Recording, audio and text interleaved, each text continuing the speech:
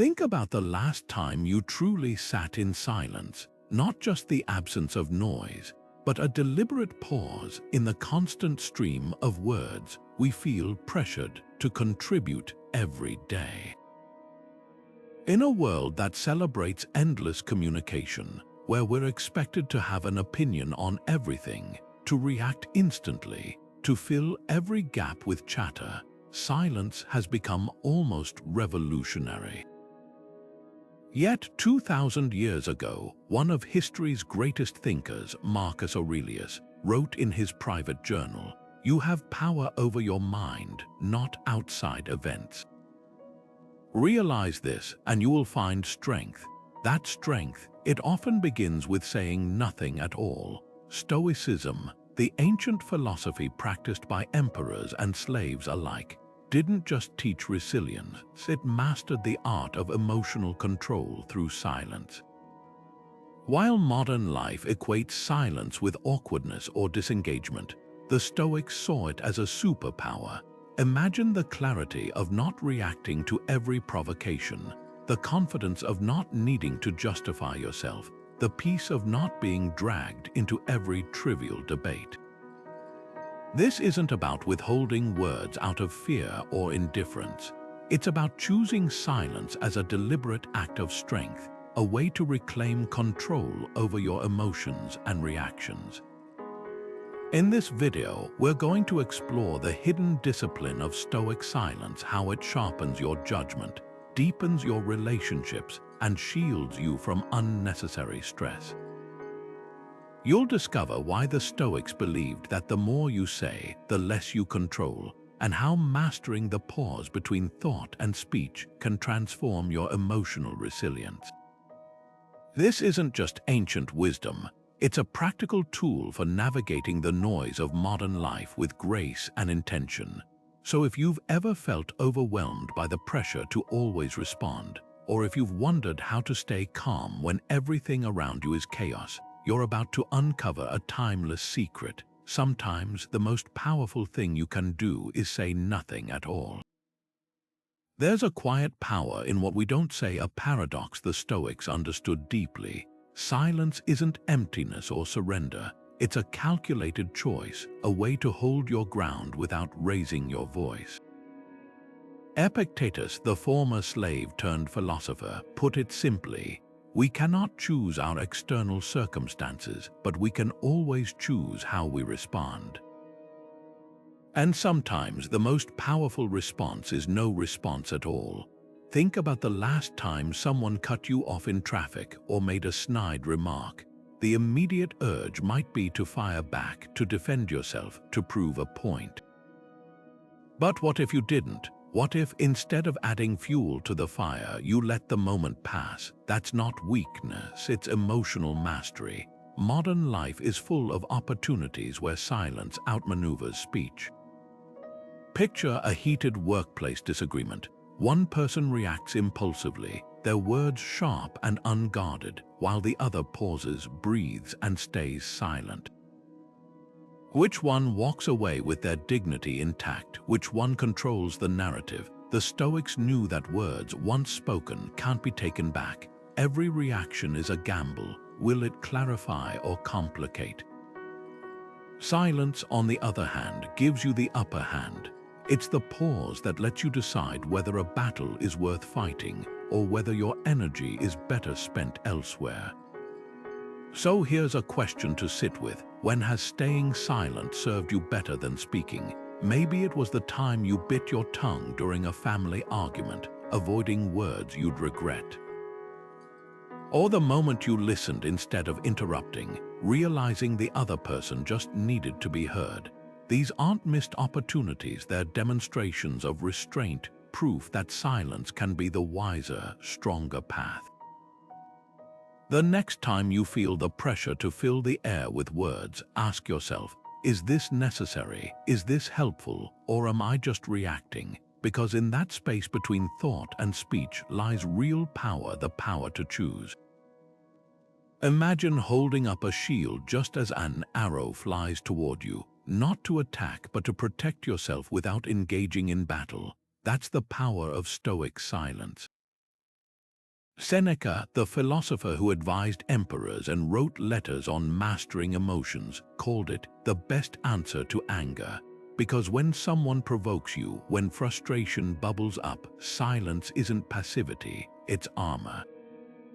It deflects the emotional arrows that might otherwise pierce your peace and drag you into chaos. Take criticism, for example. When faced with harsh words, our instinct is often to retaliate or defend ourselves immediately. But think about the last time you reacted in the heat of the moment. Did those rushed words solve anything, or did they just deepen the conflict? Seneca warned that anger is temporary madness, a fire that burns brightest when fed. Silence, on the other hand, is the pause that lets the flames die down. It creates space for rationality to step in, for you to ask, is this worth my energy? What's really being said here? And most importantly, does this person's opinion actually define me? There's a reason Stoics practiced what they called the discipline of assent, the art of not immediately agreeing or reacting to every impression that comes their way. When you stay silent, you're not ignoring the situation. You're giving yourself room to process, to decide whether this is a battle that deserves your attention or just noise to let pass. Picture a colleague who undermines you in a meeting. The immediate sting might push you to lash out, but silence allows you to respond later, if at all, from a place of strategy, not emotion. Here's the truth: most conflicts aren't solved in the moment they erupt. They're solved after, when cooler heads prevail. Silence buys you that time. It's the difference between being controlled by your emotions and controlling them. So next time you feel the urge to react, try this instead. Take a breath. Let the moment stretch. Ask yourself if speaking will improve the situation or just relieve the temporary discomfort of holding back. Because every word you don't say is a choice, one that keeps your peace intact and your power undiminished. Most of us think we're good listeners until we catch ourselves planning our response while someone else is still talking. The Stoics saw listening differently. For them, it wasn't just waiting for your turn to speak. It was an active discipline, a way to absorb the world without immediately filtering it through your own reactions. Epictetus put it bluntly: we have 2 ears and 1 mouth so that we can listen twice as much as we speak. That imbalance wasn't an accident, it was a design for wisdom. Compare that to how we communicate today. Conversations have become like tennis matches, each person swinging back as soon as the ball lands on their side. We interrupt, multitask, or worse, listen only to find flaws in what's being said. Stoic listening flips this script. Imagine sitting with someone, giving them your full attention without mentally rehearsing your comeback. Not just hearing their words, but noticing their tone, their pauses, what they're not saying. That kind of presence is rare and powerful. Here's how to practice it. Next time you're in a conversation, try this. When the other person finishes speaking, count to 3 silently before you respond. Those seconds aren't just about politeness, they're a buffer against impulsive reactions. Use them to truly digest what was said, not just to organize your rebuttal. You might notice something unexpected. Maybe the frustration in their voice isn't about you at all, or perhaps their point isn't what you assumed. That pause is where clarity lies. Think about a recent disagreement where things escalated quickly. Chances are, both sides were so focused on being heard that no one was actually listening. Now picture how it might have gone if even one person had practiced Stoic listening, absorbing instead of reacting, seeking to understand before seeking to be understood. The energy shifts entirely. Suddenly, the conversation isn't a battle, it's an exchange. So here's your challenge. In your next conversation, make listening your priority. Not just as a strategy, but as a practice. Notice when your mind starts crafting a response mid-sentence, and gently bring your focus back to the person in front of you. You'll discover something the Stoics knew all along. Often, the deepest insights come not from adding your voice, but from silencing it long enough to truly hear. History remembers Marcus Aurelius not just as a Roman emperor, but as a leader who wielded silence like a finely crafted sword. When advisors pressed him to engage in petty court disputes, he'd often retreat into stillness, later writing in his Meditations, "The best revenge is to be unlike him who performed the injustice." That simple line holds a profound truth. Silence isn't about surrender. It's about refusing to play by the rules of chaos. Picture this scene from ancient Rome. A senator, furious over a perceived slight, storms into the emperor's chambers demanding retribution. Marcus doesn't interrupt, doesn't justify, doesn't even flinch. He lets the man exhaust his anger like a fire with no fuel. When the rant ends, the emperor finally speaks, not about the insult, but about the weather. The tension shatters. The senator leaves confused, his outrage deflated by the lack of resistance. This wasn't avoidance, it was strategy. By denying the conflict oxygen, Marcus revealed how silence can strip power from pettiness. You don't need an empire to test this. Think of that coworker who thrives on drama, or the relative who baits you into political debates.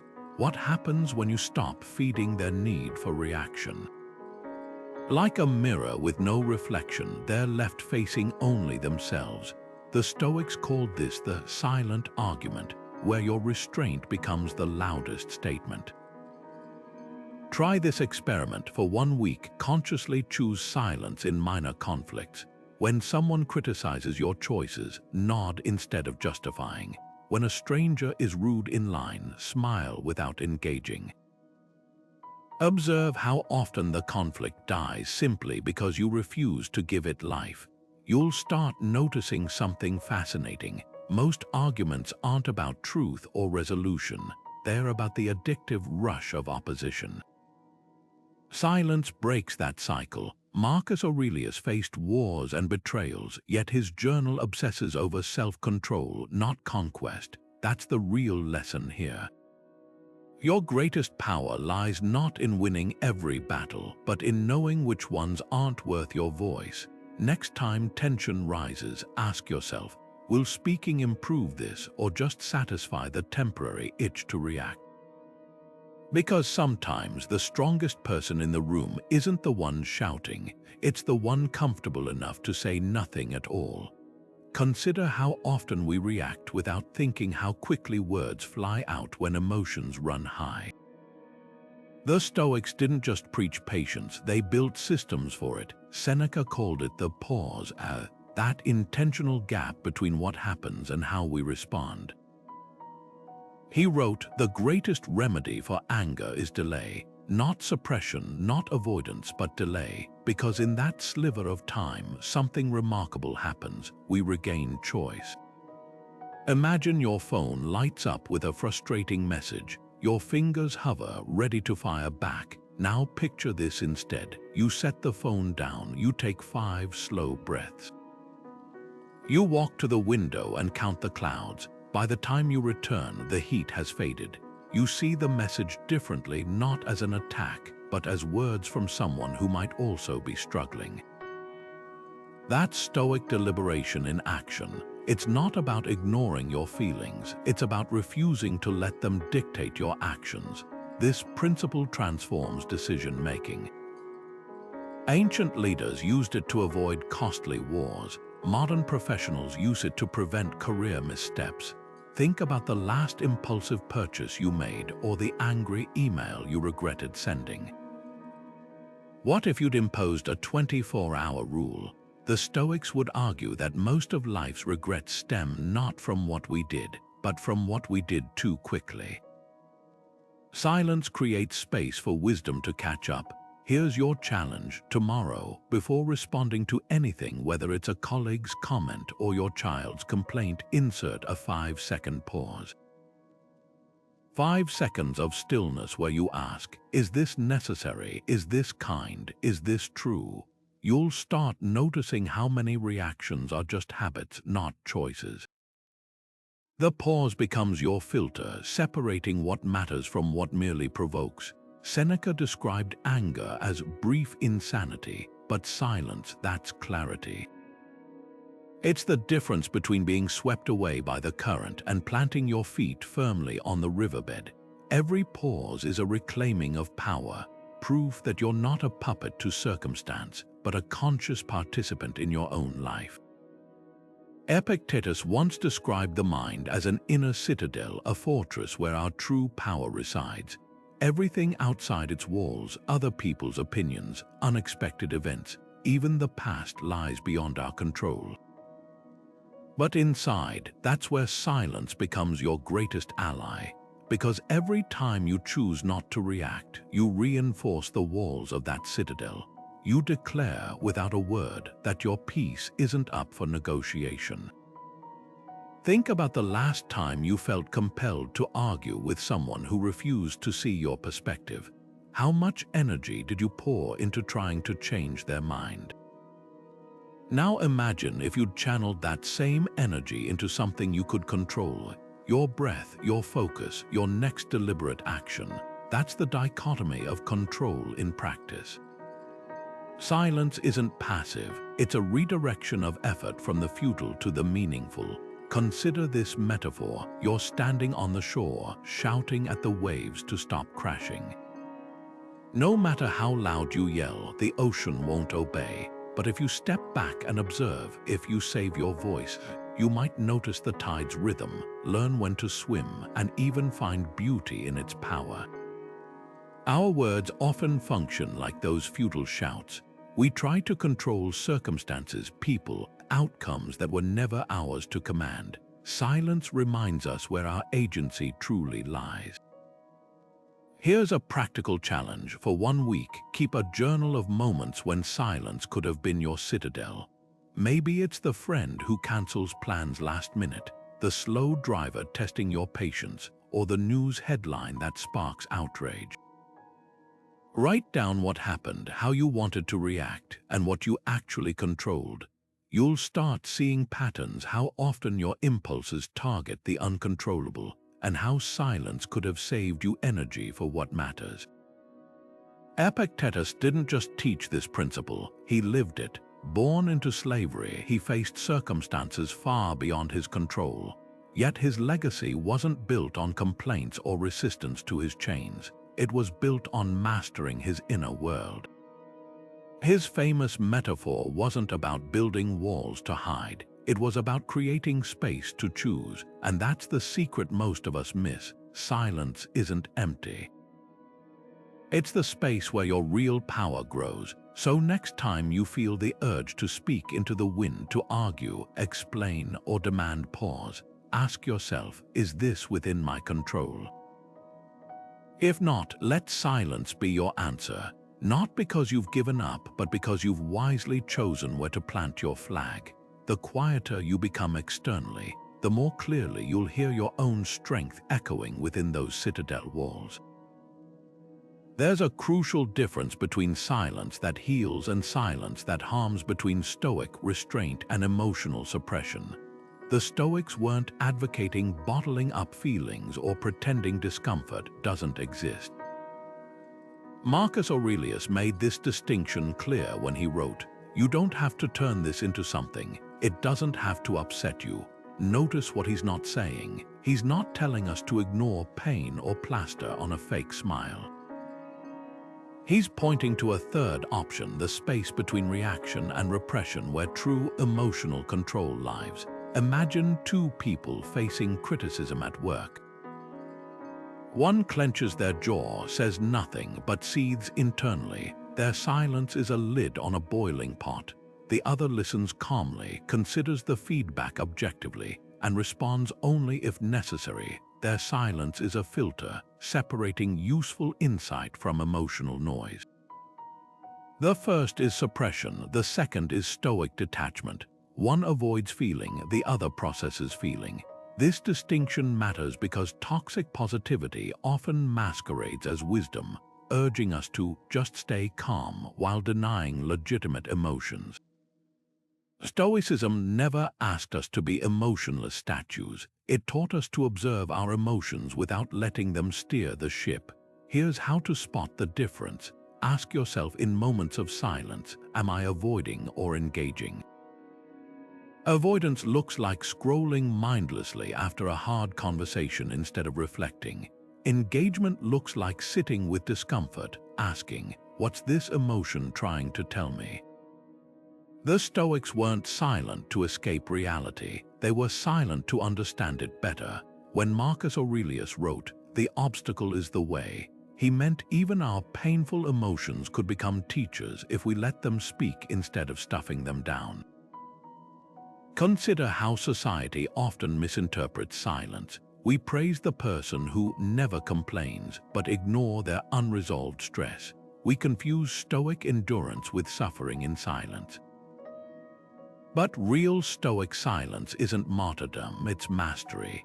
It's the musician pausing between notes to create rhythm, not because they've forgotten the tune. So here's your litmus test. Next time you choose silence, notice where your mind goes. Are you numbing or navigating, running from the storm or studying its patterns? Because the power of Stoic silence isn't in what it hides, it's in what it reveals. When you stop reacting reflexively, you start seeing clearly. And clarity, not suppression, is where growth begins.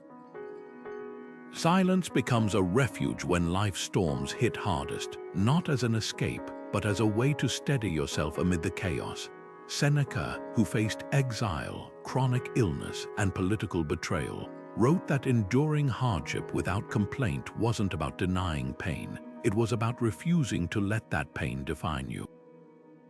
He described true resilience as bearing the unbearable lightly, a phrase that captures the paradox of Stoic silence. It's not the absence of struggle, but the choice not to amplify it with endless words of despair. Picture someone going through a layoff. One person vents publicly, dissecting every unfair detail, while another processes the loss privately, focusing their energy on rebuilding.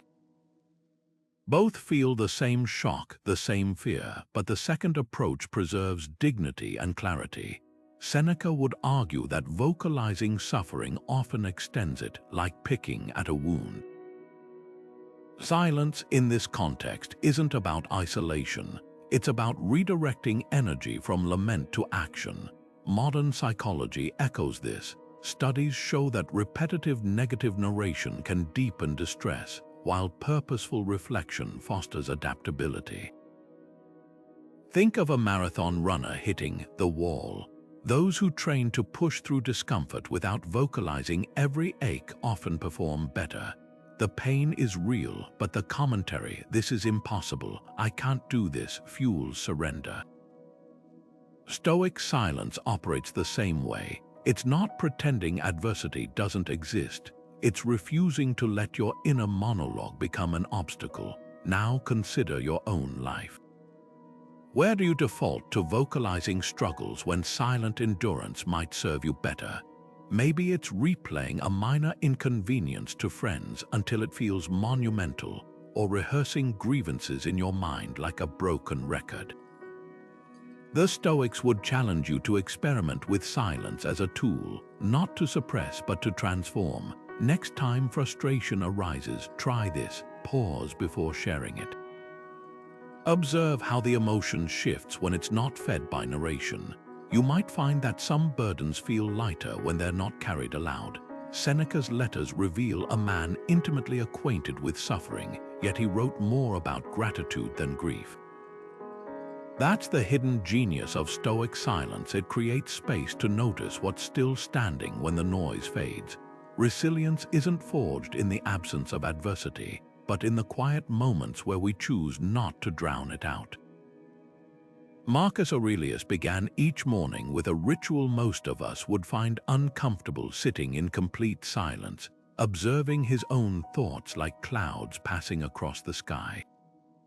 He didn't reach for his phone, didn't dive into the day's tasks, didn't even journal right away.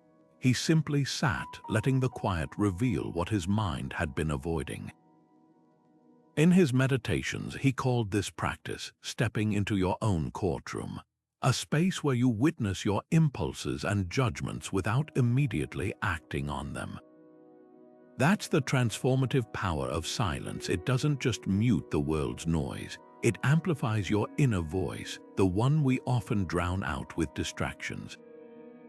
Think about the last time you sat without stimulation, no music, no screens, no conversation. How long did it take before discomfort crept in? That restlessness isn't just boredom, it's resistance. Silence forces us to confront what we've been sidestepping: unresolved tensions, unmet goals, the quiet hum of self-doubt. The Stoics understood this confrontation wasn't something to fear, but a tool for growth. Like holding up a mirror to your mind, silence shows you what's really there, not what you wish you'd see. Here's a challenge: try a daily silent minute. Not meditation with mantras or breath counts, but pure, unstructured stillness. Set a timer for 60 seconds and simply listen, not to the world, but to your thoughts. You might notice 3 patterns. First, the trivial: what you need to buy, an email to send. Then, the repetitive, a worry looping like a stuck record. Finally, if you wait long enough, the truth you've been avoiding. That's the gold. Marcus called these the whispers of your better self, the insights that only surface when we stop filling every moment with sound. Ask yourself this uncomfortable question: what do you avoid hearing in your own silence? Maybe it's the realization that you're clinging to a grudge, or that a relationship needs repair, or that you've been mistaking busyness for purpose. Silence doesn't create these truths, it unveils them. Like sunlight revealing dust in a room, it shows what's already there. The modern world trains us to treat discomfort as a problem to solve, but Stoicism teaches us to see it as data. Those uneasy feelings in the quiet aren't flaws, they're signposts pointing where growth is needed. Consider how we typically handle idle moments: pulling out phones in line, scrolling in bed, filling car rides with podcasts. We call this productivity or relaxation, but often it's evasion. The philosopher Pascal observed centuries ago that all of humanity's problems stem from man's inability to sit quietly in a room alone. He wasn't condemning activity, he was warning against the fear of facing ourselves. The silent minute isn't just a practice, it's a rebellion against that fear.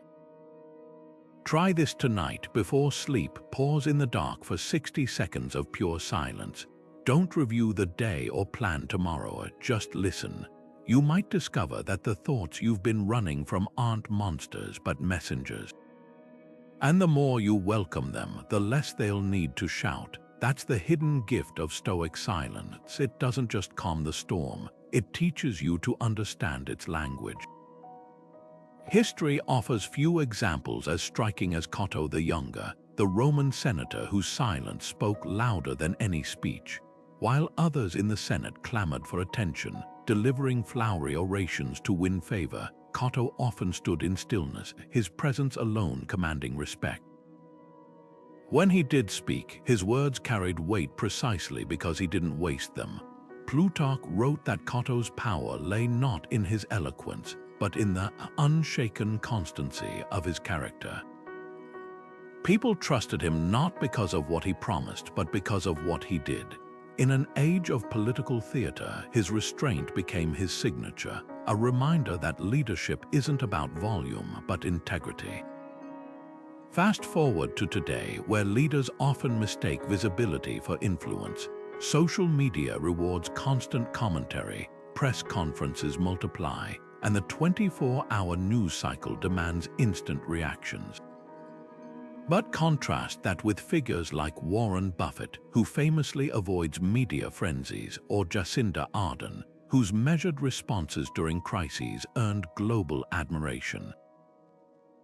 Their strength mirrors the Stoic ideal. Leadership isn't about having the loudest voice in the room, but the steadiest. When Buffett says, It takes 20 years to build a reputation and 5 minutes to ruin it. He's echoing Seneca's warning that words once released can't be reeled back in. Now think about your own sphere, whether you lead a team, a classroom, or a household.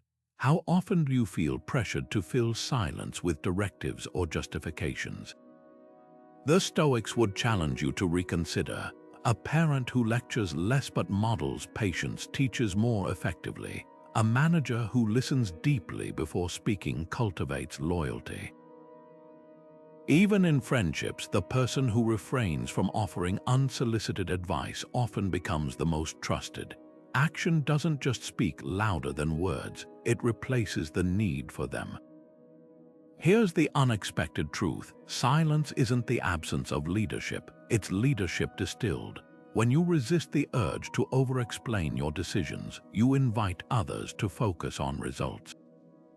When you respond to criticism with calm instead of defensiveness, you demonstrate confidence that doesn't require validation. Cato understood this when he walked through Rome's streets unarmed, unguarded, yet utterly unshaken. His power didn't come from controlling the narrative, but from being so consistent in his principles that no narrative could shake him. So the next time you're tempted to justify, persuade, or react, pause. Ask yourself, will words enhance my leadership or dilute it? Because the most influential people in history weren't necessarily the ones who talked the most. They were the ones who knew exactly when to say nothing at all. Seneca once observed that the more you say, the less people remember. It's a paradox we've all experienced. Someone who talks constantly becomes background noise, while the person who speaks rarely commands full attention when they do. This isn't just about volume, it's about economics. Silence creates scarcity, and scarcity increases value. Think of words like currency. The more you flood the market, the less each one is worth. The Stoics understood this centuries before social media turned oversharing into a default setting. Every unnecessary word you speak or post dilutes the power of the ones that truly matter. Consider two co-workers in a meeting. One jumps into every pause with opinions, anecdotes, and half-formed thoughts. The other waits, listens, and finally offers a single concise observation. Which voice carries weight? It's not about intelligence or even correctness, it's the discipline of restraint. Seneca called this the eloquence of silence, where withholding becomes a form of influence. Modern research backs this up. Studies on workplace communication show that leaders who speak less in group settings are often perceived as more competent and trustworthy. Their silence creates anticipation. Their words become events rather than clutter. Now contrast that with today's digital landscape, where we're conditioned to document every meal, vent every minor frustration, and weigh in on every trending debate. Oversharing isn't just exhausting, it's self-sabotage. Each trivial tweet or impulsive Instagram story chips away at your credibility, like a painter using the same brush for masterpieces and grocery lists. The Stoic alternative: treat your words like limited edition prints, rare, intentional, and worth the wait. Here's a challenge for one day: measure your words like precious resources.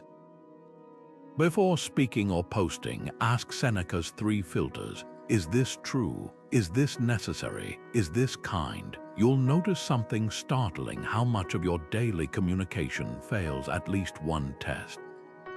The coworker who doesn't need to hear your running commentary on the weather. The group chat that survives without your 10th meme of the hour. The social media post that serves no purpose beyond signaling your presence. This isn't about becoming mute, it's about upgrading from chatter to contribution. The real test comes when you experiment with scarcity. Watch how people lean in when you break a thoughtful silence. Notice the space that opens for deeper conversations when you stop filling every gap with small talk. Like a composer using rest to make notes meaningful, your silence becomes the canvas that gives your words shape. Seneca wasn't just teaching restraint, he was offering a masterclass in influence. Because when you stop competing for airtime, you start owning the room. Epictetus had a razor-sharp standard for speech. If your words aren't more valuable than silence, keep quiet. The Stoic sage, their ideal of wisdom, wasn't a mute recluse, but a master of economy with language. Every sentence had weight, every question intention. Imagine a courtroom where each word could be entered as evidence. Would your daily conversations hold up under scrutiny? That's the precision the Stoics brought to communication. They saw idle chatter not just as wasted breath, but as stolen focus, a distraction from the clarity they cultivated through disciplined silence. Consider how most of us converse today. Social niceties demand we fill lulls with whether talk, gossip, or hollow compliments. Epictetus called this vomiting words, expelling noise for the sake of filling space. But the sage, they spoke to illuminate, not to occupy. Picture a librarian in a room full of shouting patrons. They don't raise their voice to compete. They wait for the right moment to offer exactly what's needed. That's Stoic speech, not scarce but significant. Try this audit of your last 3 conversations. How many sentences served a purpose, seeking truth, offering comfort, solving a problem? How many were automatic reflexes, like saying, "fine," when asked how you are? The Stoics weren't against pleasantries, but they challenged their necessity. Seneca wrote letters filled with warmth, yet never wasted ink. His famous correspondence with Lucilius wasn't small talk, it was soul work. That's the litmus test. Does this exchange elevate or just echo? There's a modern myth that constant communication builds connection, but think about the people you trust most. Odds are they're not the ones who talk the longest, but those who listen deepest and speak plainest. The sage understood this instinctively. Their restraint wasn't aloofness, it was respect for the sanctity of language. Words weren't toys to toss around, they were tools to shape reality. Here's where practice meets principle. Next time you're about to speak, channel the Stoic sage. Pause and ask, is this necessary? Is this true? Does it serve? You'll start catching yourself before uttering empty phrases like, "I'm so busy," or "everything's terrible." Those reflexive complaints, the Stoics warned, aren't just harmless venting, they're programming your mind to see life through a lens of lack. Better to say nothing than to narrate your own misery. Epictetus saved his harshest critique for those who prattled about gladiator matches and celebrity scandals while neglecting their own character. 2,000 years later, we've swapped chariot races for viral tweets, but the trap remains distracting ourselves with collective noise to avoid the work of self-awareness. The sage's words cut through that fog. They didn't debate yesterday's news, they questioned how to live well today. This isn't about policing every syllable. It's about recognizing that speech, like any habit, shapes who you become. Each unnecessary complaint reinforces negativity. Every thoughtful question builds curiosity. The sage knew language wasn't neutral, it was either scaffolding for growth or rubble cluttering the path. So before you speak, hear Epictetus' challenge ringing through centuries. If you can't improve on silence, let silence stand. Because sometimes the wisest thing to say is nothing at all. Imagine your phone buzzing with notifications while you're trying to focus, or the compulsive urge to scroll through social media during a quiet moment. This isn't just distraction, it's the exact opposite of what the Stoics practiced. Seneca, who regularly retreated to his countryside villa to escape Rome's chaos, called these respites conversations with myself. He wasn't just avoiding people, he was creating space to hear his own thoughts above the noise. Today, our villas are everywhere, our homes, our commutes, even our pockets, yet we've filled them with endless digital chatter. The modern Stoic challenge isn't just about holding your tongue in conversation. It's about reclaiming silence from the devices that never stop speaking.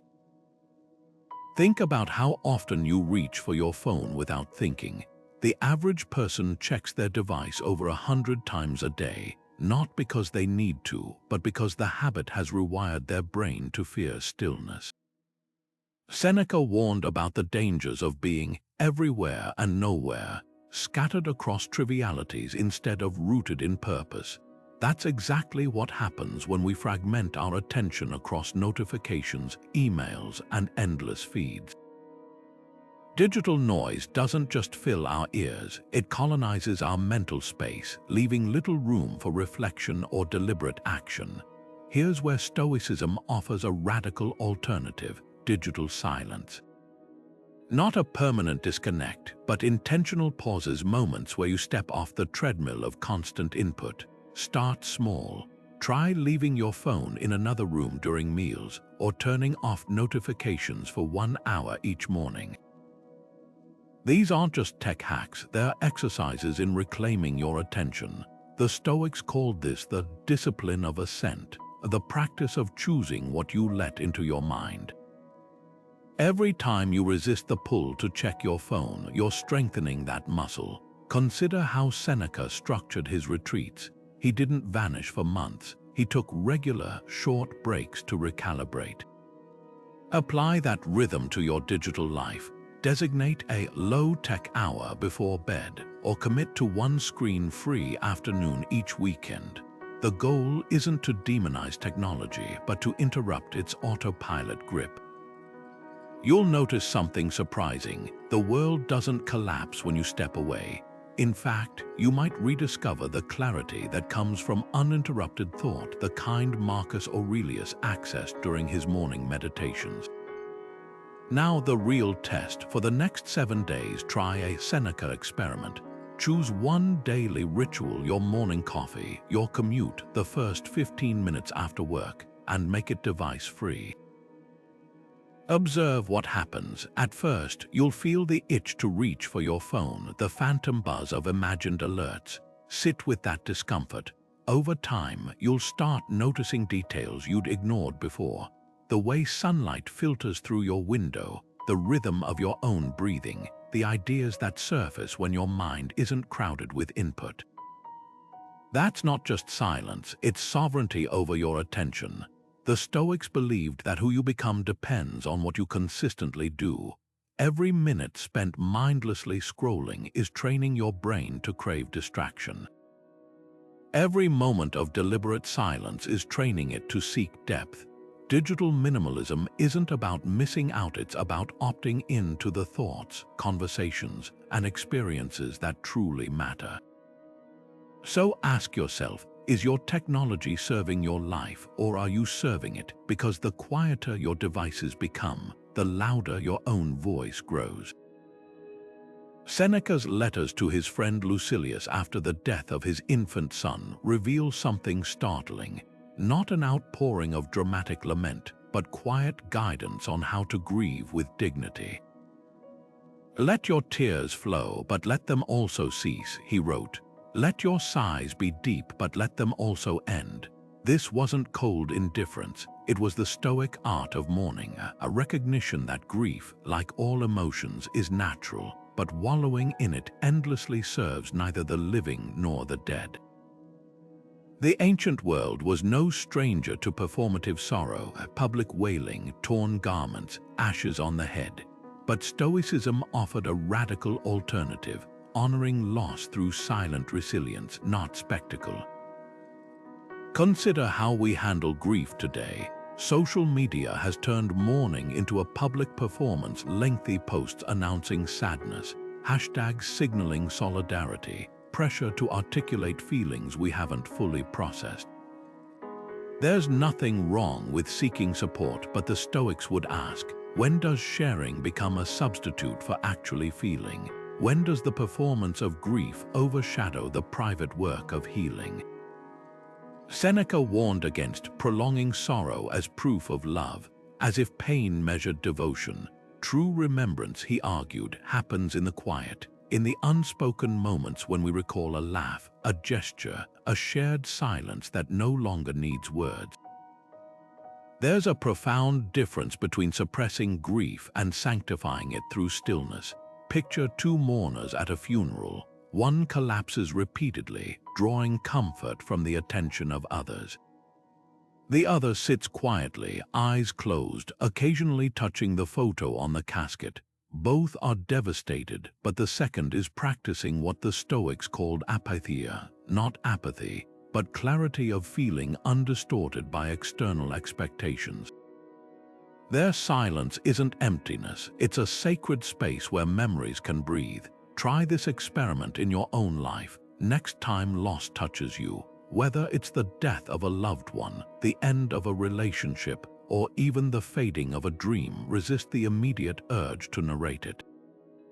Sit with the ache privately before sharing it publicly. Light a candle in silence. Walk through a familiar place alone, letting the absence speak for itself. You might discover, as Seneca did, that grief processed inwardly leaves room for growth, while grief performed outwardly often leaves us stranded in the role of mourner. The Stoics weren't against tears, they were against letting tears define you. When Seneca's own wife struggled with despair, he didn't tell her to stay strong. For others, he simply sat with her in wordless companionship, modeling that sorrow could be carried without being paraded. That's the invitation here, to mourn deeply but privately, to let pain shape you. Without Chinese letter ing it, because the quietest grief often honors the lost most truly, not with loud declarations of absence, but with the living of a life that quietly carries their imprint forward. Seneca described anger as a fire. The more you feed it, the faster it consumes you. But silence, that's the water that stops the flames from spreading. Picture this: you're stuck in traffic, running late when another driver cuts you off. Your grip tightens on the wheel, heat rises to your face. Every instinct screams to honk, yell, or even chase them down. But here's where the Stoic pause changes everything. Instead of reacting, you take one slow breath, then another.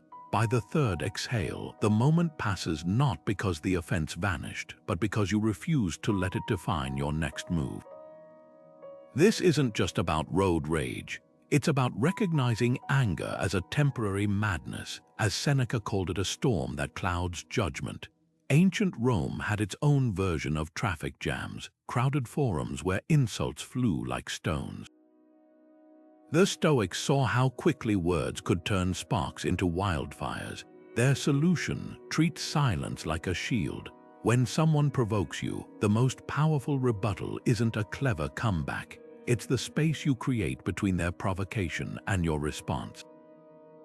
That gap is where freedom lives. Try this experiment. Next time anger flares, count 5 breaths before speaking. Not shallow gasps, but deep, steady inhales that fill your lungs.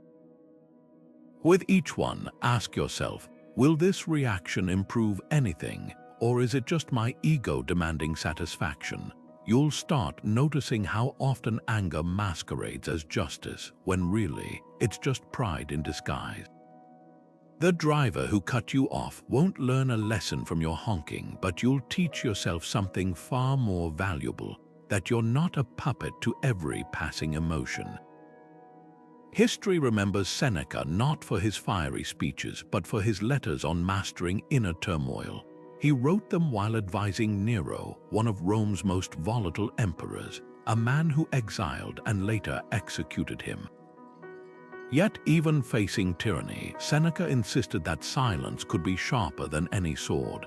When Nero raged, Seneca often stood still, letting the emperor's own words echo back at him, exposed in their emptiness. That's the secret weapon of Stoic silence. It reveals the other person's instability without you having to prove your own stability. Modern psychology echoes this ancient wisdom. Studies show that the body's anger response peaks within seconds, but fades just as quickly if not reignited. Every second you stay silent is a second closer to clarity. So the next time your blood boils, remember, you're not choosing passivity, you're choosing power, the kind that doesn't come from winning arguments but from transcending them altogether. Because the angriest person in the room is rarely the strongest, just the least free. Marcus Aurelius once wrote, "Very little is needed to make a happy life." Not grand achievements or loud celebrations, but the quiet awareness of ordinary moments, sunlight on your hands, the smell of rain, a shared smile with a stranger. This is Stoic joy, not the explosive happiness we chase in milestones and applause, but the steady warmth of noticing what's already here. While modern culture teaches us to broadcast our pleasures, posting vacation photos, counting likes on birthday wishes, the Stoics practiced something radical, savoring joy in silence, letting it deepen rather than diluting it with narration. Think of the last time you experienced pure contentment, maybe watching a sunset or hearing a child's laughter. Now imagine if, instead of reaching for your phone to capture it, you'd simply let the moment unfold without interruption. That's the Stoic difference. Externalizing joy often fragments it. We become performers of our happiness rather than participants. Marcus called this cutting your pleasure into pieces, and dissecting an experience to share it robs it of its wholeness. True joy, he believed, grows richer when held close, like a flame sheltered from the wind. Consider two people at a concert. One records every song, eyes glued to their screen, while the other stands still, eyes closed, letting the music vibrate through them.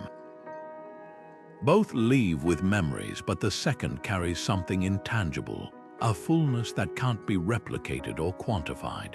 The Stoics weren't against celebration. They were against mistaking the performance of happiness for happiness itself. When Seneca described his ideal evening, it wasn't a feast with toasts and speeches. It was reading by lamplight, the quiet companionship of his own thoughts. Here's how to practice this today. Next time something delights you, a perfect cup of coffee, a sudden breeze on a hot day, pause. Don't photograph it, don't text a friend about it. Just inhabit it completely for 5 seconds. Notice how the pleasure intensifies when it's not filtered through language or validation. That's the essence of Stoic joy, an internal practice, a dialogue between you and the moment, uninterrupted by the need to translate it for others. Marcus's journal reveals a man who found wonder in the mundane, the way bread cracked when broken, the sight of olives ripening on a branch. His gratitude wasn't shouted, it was whispered in the pages only he would read.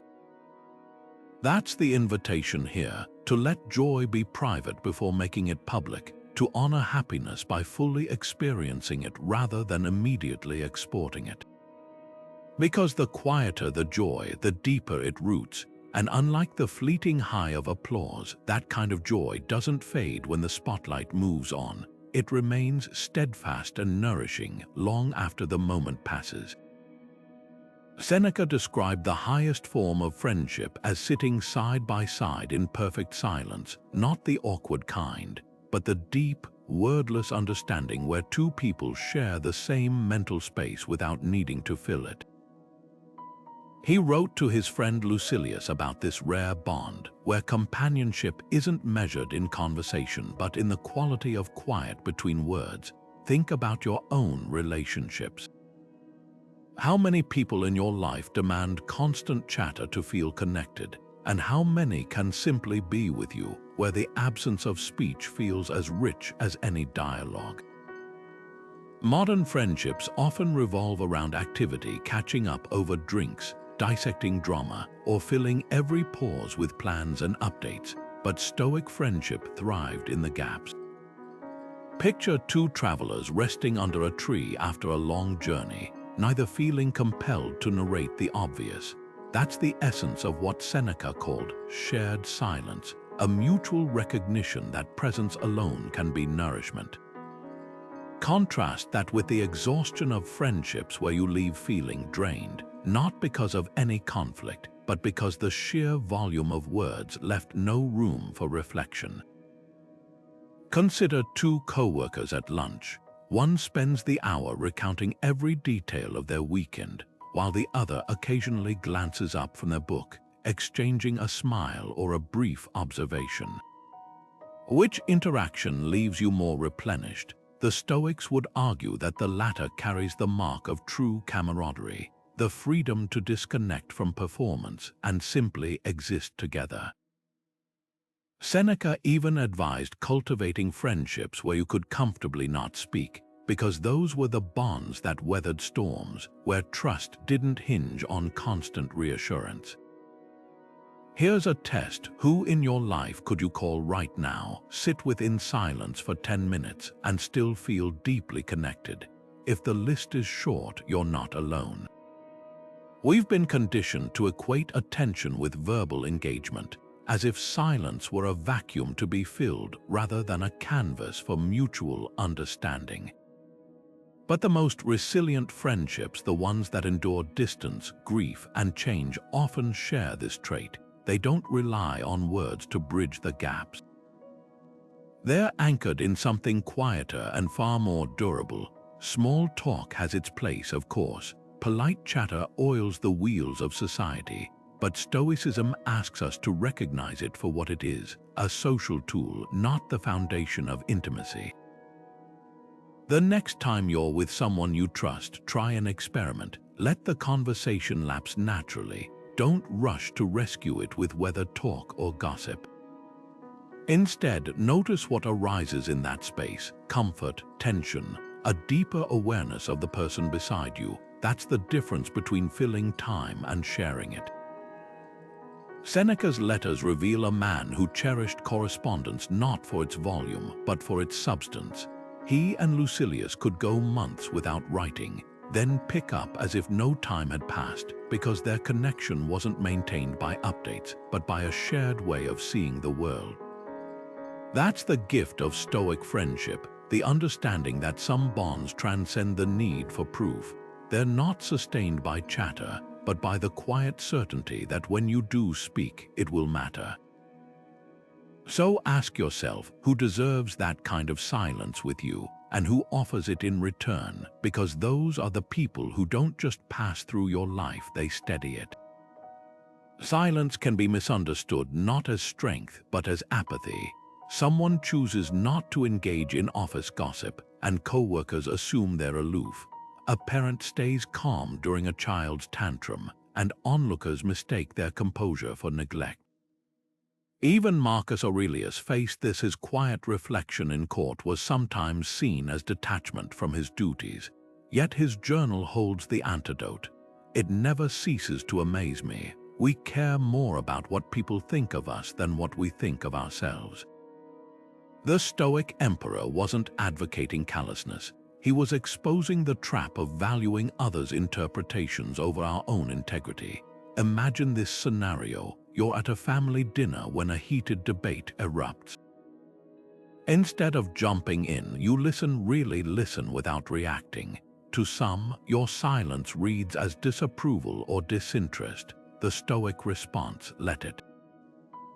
Marcus wrote, "If anyone can prove me wrong and show me my mistake, I'll gladly change. But if truth isn't the issue, why should their perception be?" His indifference wasn't to people, but to the distortions of their judgments. When we anchor ourselves in that distinction, others' misreadings lose their power to derail us. Here's how to navigate these moments with grace. Picture a colleague who takes your thoughtful pause in a meeting as lack of ideas. Instead of rushing to fill the silence with half-formed thoughts, you might say later, "I was considering all angles, here's what I landed on." No defensiveness, no apology for your process. That's Stoic poise, acknowledging the misunderstanding without being governed by it. Epictetus offered a similar strategy. When someone interprets your silence as weakness, let their opinion pass through you like wind through trees. You remain rooted, their judgment moves on. The deeper lesson here: most misinterpretations say more about the observer than the observed. A person who equates silence with arrogance might themselves fear being ignored. Someone who reads calmness as coldness may have learned that emotions must be loud to be valid. Stoicism teaches us to meet these projections not with frustration, but with quiet understanding, not because we owe others an explanation, but because we owe ourselves the peace of not needing one. Try this reframe. Next time your silence is misjudged, see it as a test of your principles.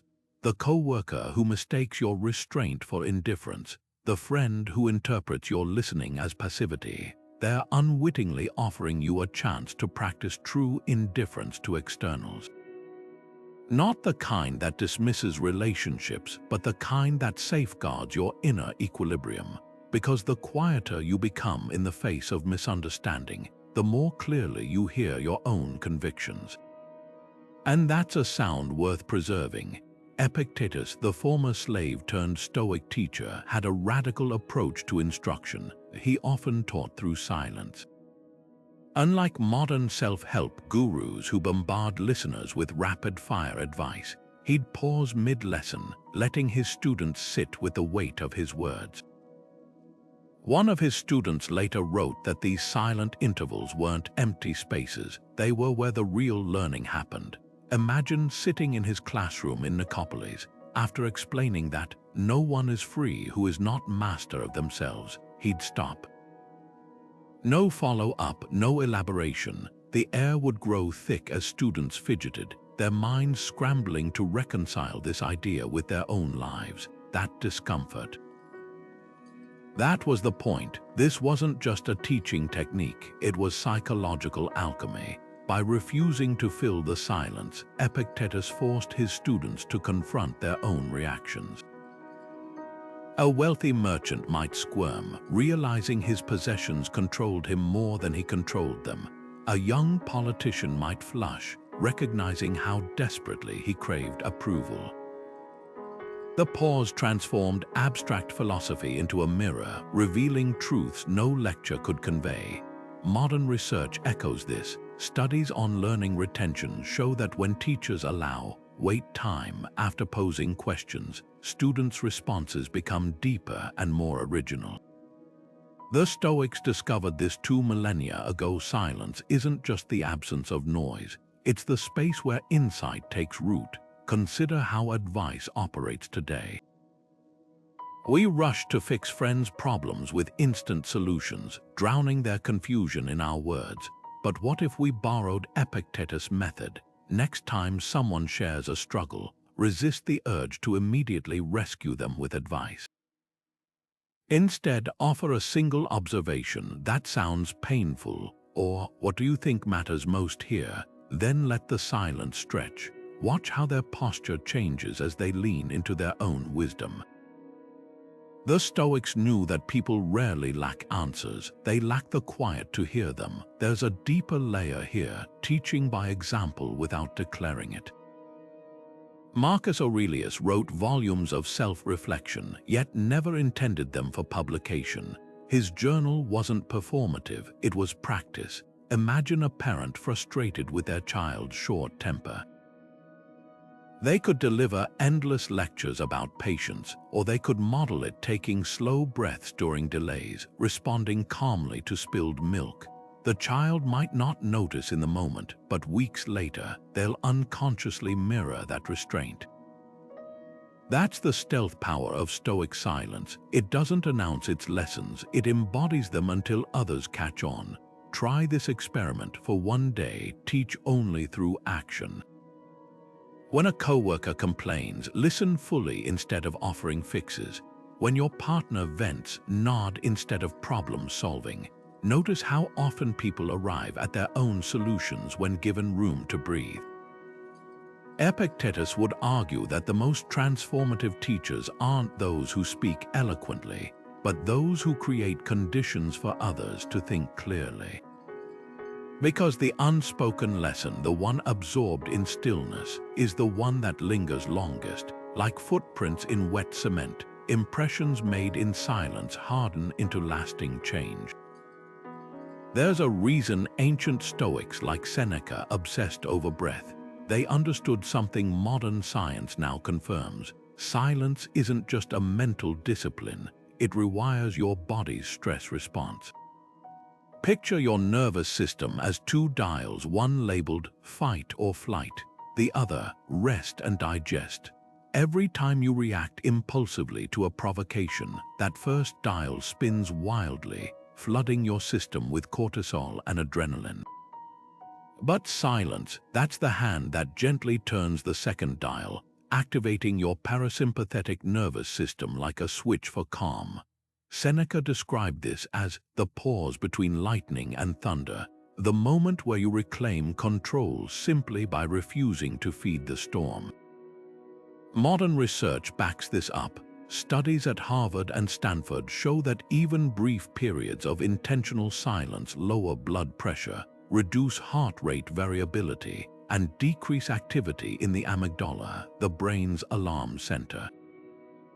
It's as if your body recognizes stillness as a signal that no emergency exists. Seneca knew this intuitively when he wrote, "The mind must be given relaxation. It will rise improved and sharper after a little break." He wasn't just talking about mental clarity. He was describing the physiological reset that happens when you step out of the noise. Here's how to harness this today.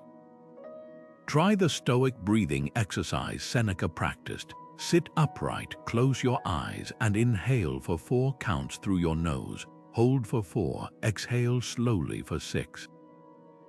But here's the key, do it in complete silence. No music, no guided voice, just the rhythm of your own breath. With each exhale, imagine releasing not just air, but the need to respond, to fix, to react. Scientists call this respiratory sinus arrhythmia, a fancy term for how controlled breathing syncs your heartbeat to a calmer tempo. The Stoics called it wisdom.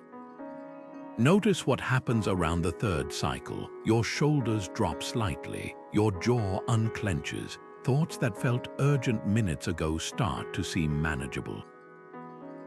This isn't just relaxation. It's your biology aligning with an ancient truth that silence isn't passive. It's an active recalibration, like hitting the reset button on a device. These quiet breaths reboot your system to factory settings, steady, clear, undistorted by the static of external chaos. The magic lies in the gap between stimulus and response. When someone cuts you off in traffic, your brain's initial jolt of anger is automatic, but the silence that follows. That's where choice lies. With each conscious breath, you stretch that gap a little wider, until what once triggered you becomes merely background noise.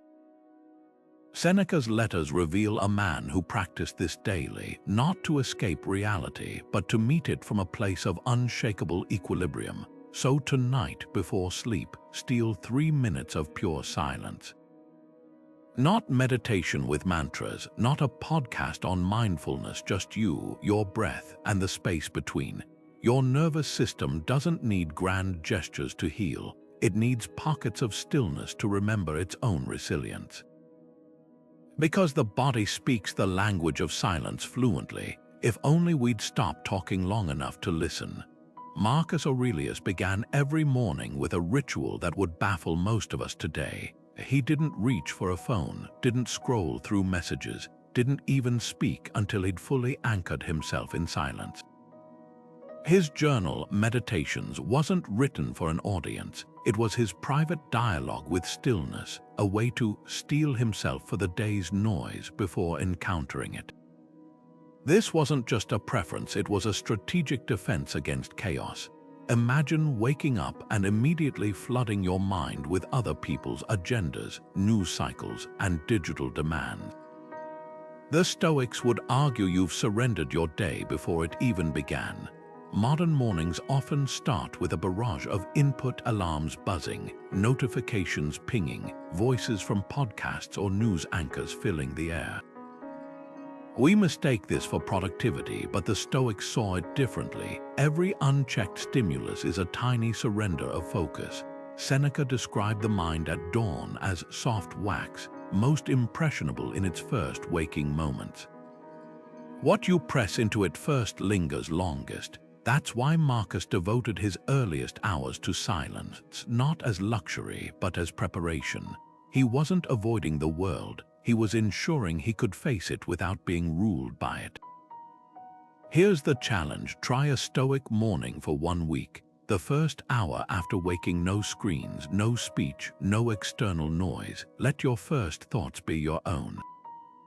Start with 5 minutes of sitting upright, eyes open, observing the light changing in the room. Notice the urge to reach for your phone like an itch and let it pass. Then, if you're compelled to write, grab a notebook, not to plan tasks but to ask yourself Stoic questions. What's within my control today? What virtue will I embody? What distractions will I refuse? This isn't journaling for self-improvement. It's mental armor smithing. The resistance you'll feel is telling. That twitch to check email. It reveals how conditioned we are to outsource our attention.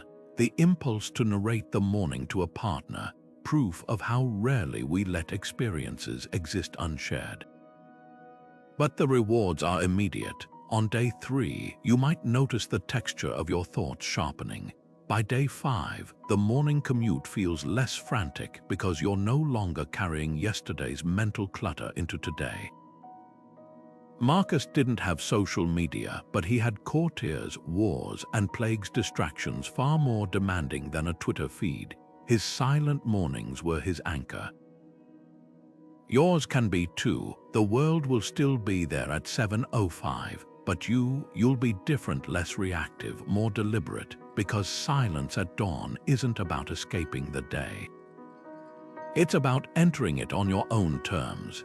Epictetus cut to the heart of integrity with one piercing observation. If you wish to be truthful, first be sparing with your words.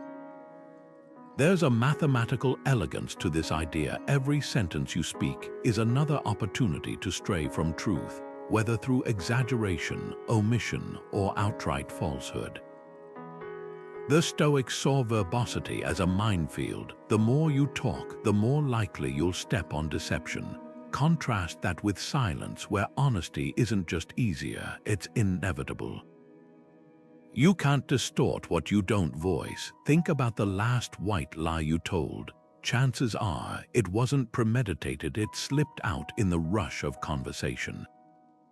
Maybe you nodded along to a friend's questionable opinion to avoid conflict, or inflated a story to hold attention. These aren't moral failings, they're the collateral damage of unchecked speech. Now imagine if you'd paused instead, if you'd let the moment pass without filling it. Truth thrives in those gaps. The ancient Spartans, admired by Stoics for their discipline, took this further. Their legendary laconic speech wasn't just about brevity, but about removing the oxygen that feeds falsehoods. Here's the practical challenge. For the next 7 days, conduct a speech audit. Before speaking, ask Epictetus' threefold filter: is it true? Is it necessary?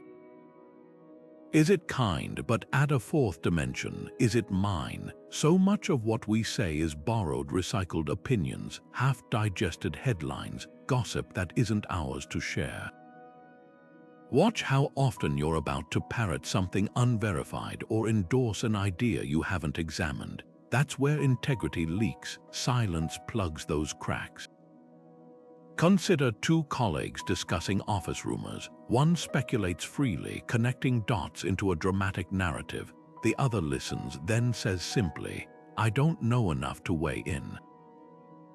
The first walks away with a temporary thrill. The second keeps their hands clean. This isn't about moral superiority. It's about recognizing how easily words become debt. Every unverified claim is a promise you might have to repay later with apologies or backtracking. The Stoic alternative: let your default be silence until truth is certain. There's a profound link between economy of speech and trustworthiness. We instinctively distrust compulsive talkers, sensing their words are more about filling space than conveying substance.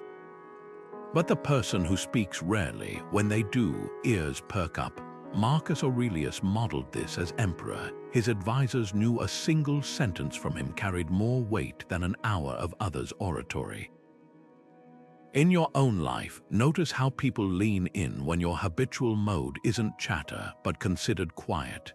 Epictetus took this further, warning students that every unnecessary word weakens their moral fiber. He compared careless speech to leaving a fortress gate unguarded. Eventually, something harmful slips through. Modern psychology confirms this. Studies show people who frequently exaggerate or gossip experience higher cognitive dissonance, a nagging sense of self-betrayal. The antidote isn't complicated. Speak less, mean more. Let your silences become the soil where truth grows unforced, because integrity isn't just what you stand for, it's what you refuse to say. Silence becomes most profound when facing life's only certainty, death. The Stoics didn't shy from this reality. They leaned into it with a practice called memento mori, Latin for remember you must die. But unlike the morbid depictions of skulls and hourglasses in medieval art, their approach was strikingly quiet. Picture Marcus Aurelius alone at dawn, not with dramatic proclamations, but with a simple, silent acknowledgement. You could leave life right now. Let that determine what you do and say and think. This wasn't fear-mongering, it was clarity. By holding death in their minds like a whispered secret, the Stoics stripped it of its power to terrify and revealed its unexpected gift, the urgency to live well. Seneca's letters to Lucilius near the end of his life capture this paradox beautifully. Writing as Rome crumbled around him and Nero's threats loomed, he didn't rage or plead. Instead, he described death as a return not to darkness but to the quiet that preceded birth. His famous metaphor compared life to a banquet. The wise guest doesn't cling to the feast but rises calmly when it's time to leave. What's striking is how often Seneca linked this equanimity to silence. In his final hours, as his wife and friends wept, he reportedly comforted them with hushed reassurances, then turned inward not in despair but in quiet readiness. His last act wasn't a speech, it was a breath. Here's the challenge hidden in this practice. When you sit in stillness and truly let mortality whisper to you, what does it reveal about how you're living? Not in some distant future, but today. The noisy distractions, the grudges you rehearse, the trivial complaints, the hours lost to mindless scrolling, how do they hold up under that silent scrutiny? The Stoics believed that confronting death wasn't about obsessing over the end, but about refining the now. Like a sculptor chiseling away excess stone, memento mori removes everything that doesn't serve your truest self. Try this tonight. Before sleep, spend 3 minutes in darkness, imagining this day was your last. Don't dwell on regrets or bucket lists, just observe what surfaces. Maybe it's the warmth of your child's hand in yours earlier, now vivid with new weight, or the conversation you rushed through, suddenly precious in hindsight.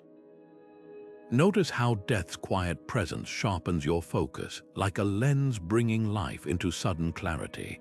That's the Stoic secret. When you stop running from the end, you start seeing the middle with fresh eyes. Seneca wrote, "It's not that we have too little time, but that we waste so much of it." And waste doesn't just mean idleness, it includes the energy spent on petty arguments, the mental space hijacked by others' opinions, the moments sacrificed to performative busyness.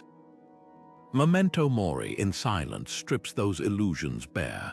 When you sit with mortality as a silent companion, not a specter, you stop postponing joy, deferring courage, or mistaking noise for meaning. The clock's ticking doesn't grow louder, your listening just becomes more acute. So ask yourself this: if your silent self, the one unclouded by ego or distraction, could speak about life's brevity, what would it say? Not in grand eulogies, but in quiet nudges. Call your mother, walk in the rain, let that old grievance go. The Stoics didn't need loud proclamations to honor death's role in life. They simply let its quiet presence polish each moment, like river water smoothing stone imperceptibly, inevitably, until what remains is only what's real. Silence is a Stoic superpower until it becomes complicity. The same philosophy that teaches us to pause before reacting also demands we recognize when words are weapons worth wielding. Marcus Aurelius, the emperor who journaled about restraint, also led troops into battle when Rome's borders were threatened. Seneca, who praised quiet reflection, wrote scathing letters exposing Nero's corruption. Their examples reveal a truth modern Stoics often miss. Silence isn't an absolute virtue, it's a strategic choice. The key lies in distinguishing patience from passivity, self-control from self-erasure. Picture a Stoic standing before an unjust law or witnessing cruelty. Their silence now isn't wisdom, it's surrender. Epictetus, who survived slavery, made this distinction brutally clear. Tolerating abuse isn't endurance, it's approval. He didn't advocate reckless confrontation, but he condemned using Stoicism as an excuse for moral cowardice. Consider the abolitionists who quoted Stoic texts while fighting slavery, or the activists today who channel Stoic resilience to protest oppression. Their strength comes not from silence, but from knowing precisely when to break it. This balancing act plays out in everyday life too. Imagine a coworker consistently taking credit for your ideas. Early instances might call for Stoic patience, assessing intent, choosing diplomacy. But when patterns of exploitation emerge, silence shifts from discipline to self-betrayal. The Stoic response: firm, measured speech without emotional entanglement. Not "how dare you," but "I've noticed this pattern. Let's clarify roles. One preserves your peace, the other preserves your boundaries." The litmus test is simple. Does this silence serve justice or just comfort? Stoicism was never meant to muzzle moral conviction. It was designed to deliver that conviction with precision. When Cato the Younger filibustered corrupt legislation for hours, he wasn't abandoning Stoic principles, he was weaponizing them. His famed restraint allowed him to speak all night without losing composure, turning his voice into an unshakable force. Personal boundaries operate the same way. Tolerating a friend's constant negativity might seem Stoic until you realize you're enabling their victimhood. Enduring a relative's disrespect under the guise of not reacting often does more harm than good. The Stoic approach: set limits calmly, not to punish others but to honor your own worth. As Seneca advised, we should sometimes make it clear we won't tolerate what we've always tolerated. The line between wisdom and weakness isn't drawn in extremes, it's etched in discernment. True Stoic silence isn't the absence of noise, it's the space between recognizing injustice and responding with unwavering clarity. Because sometimes the most virtuous thing you can say is "no more." Silence in the hands of a Stoic isn't just the absence of sound, it's a precision instrument for shaping a resilient mind. We've explored how it disarms anger like Seneca's water to fire, how it sharpens judgment like Epictetus' unshaken citadel, and how it reveals truth like Marcus Aurelius' morning meditations. These aren't abstract ideas, they're time-tested tools. When you pause before reacting to a provocation, you're wielding Seneca's pause. When you listen twice as much as you speak, you're walking Epictetus' path. And when you start your day in stillness, you're borrowing Marcus' armor against chaos. But here's the real alchemy: silence transforms depending on how you hold it. With one hand, it's a shield against pettiness, the coworker's barb, the stranger's rudeness. With the other, it's a scalpel for self-discovery, those quiet moments where you hear your own wisdom louder than any outside voice. The Stoics didn't just tolerate silence, They revered it as the blank canvas where character is painted, decision by deliberate decision. Marcus Aurelius left us a clue in his Meditations. Nowhere can a person find a quieter or more untroubled retreat than in their own soul. That's the ultimate promise of Stoic silence, not just control over your reactions, but a homecoming to yourself.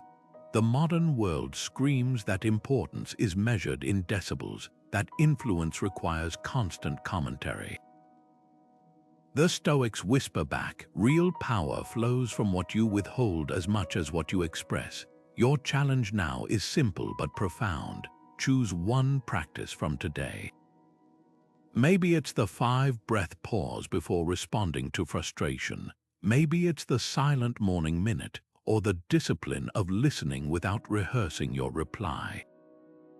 Whatever you select, let it be your anchor in the noise, because mastery begins not in grand gestures, but in daily, quiet revolutions. If this ancient wisdom resonates with you, consider joining our community of modern Stoics. Hit subscribe and tap the bell so you don't miss our deep dives into timeless principles. Because in a world that never stops talking, the quietest voices often carry the farthest. As Marcus reminded himself each dawn, the soul becomes dyed with the color of its thoughts. What hue will your silence